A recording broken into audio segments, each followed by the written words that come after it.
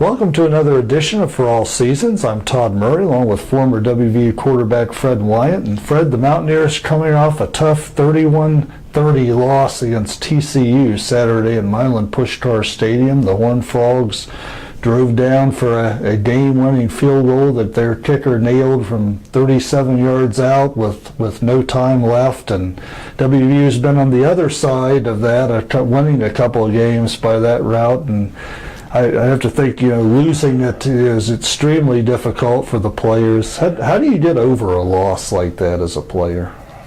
Well, in a case like that, when you've got a lead, and you've got such a short time left, and all you got to do is hold on to the ball. You don't have to score. All you have to do is hold on to it. But you got a field goal kicker that maybe could also get you another 3 points. Mm-hmm.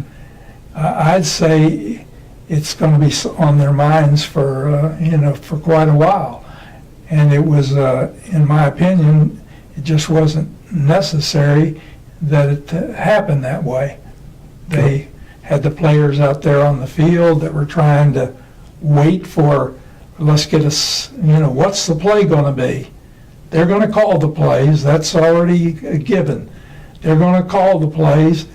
And when you're not calling the plays and you're arguing with the officials, then you leave your players out there.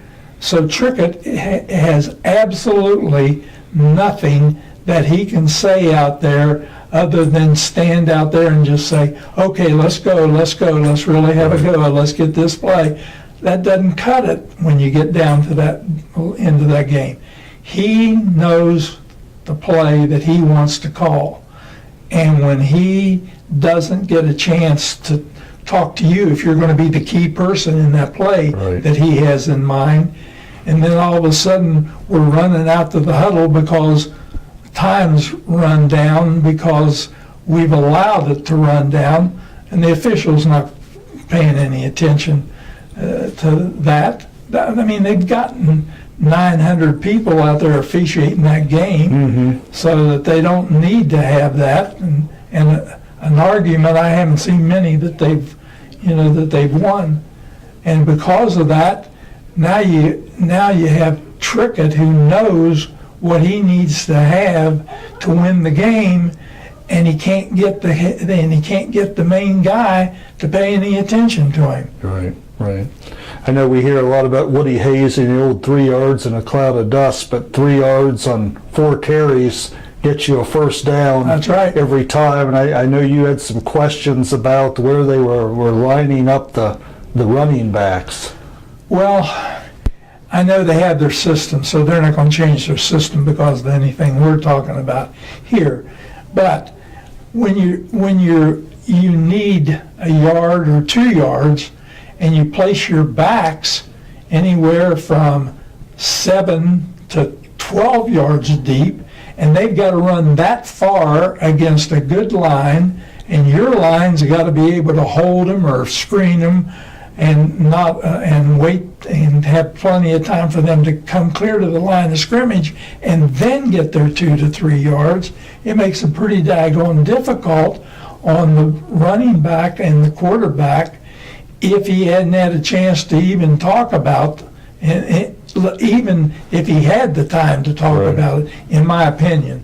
Because quarterback sneak, if you got 2 yards and you can't make 2 yards on a quarterback sneak, and your line is matched against their line, unless you're playing against the world champ Seattle, then you ought to be able to match up. And to give you an idea, if I called a quarterback sneak, I might, especially on the goal line, I might call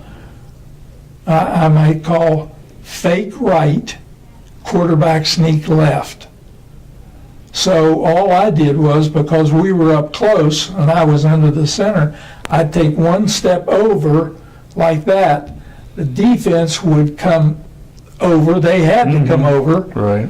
But what happened was it created a better angle for my lineman, and then I stopped and went right behind those guys blocking, sort of shoulder into their shoulder or back, and And so consequently, we always made the first down. Right, right. And you don't see in a case like that, it's not a question of will he complete any more passes, will his record be intact. It's a question of you only need so many yards for West Virginia to win. Right. And if they get those yards, and we could figure it out, and we could, and then we'd have the answer what he'd need to get, and he could call his plays that way. Mm-hmm. And so we went one time. I'll share this with you. We were undefeated. We were playing Friday night in Griffith Stadium against GW. We always had a problem with them. Right. And we had the ball on the 1 yard line. We're behind 12-7. 99 yards to go, and we've got about 4 minutes and a quarter to go. So what I did was, and I called all my own plays. That wasn't a panic time or anything like Right. that. I had Stubby Kruko, that played fullback for the Pittsburgh Steelers right out when he graduated. Mm-hmm. I ran quarterback sneak, fullback up the middle. Quarterback sneak, fullback up the middle for 99 yards. Wow. The whole thing down, we scored, and now we go, and all we got to do is score. We don't have to get the extra point. Right. We score, and we go in, and we're undefeated for another night. Now, it's surprise.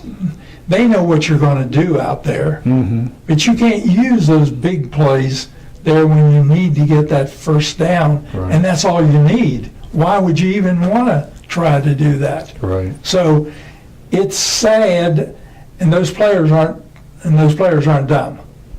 And so what happens is they're going to feel the same thing. And you asked me the question earlier about how do you think they'll feel. I'd say that they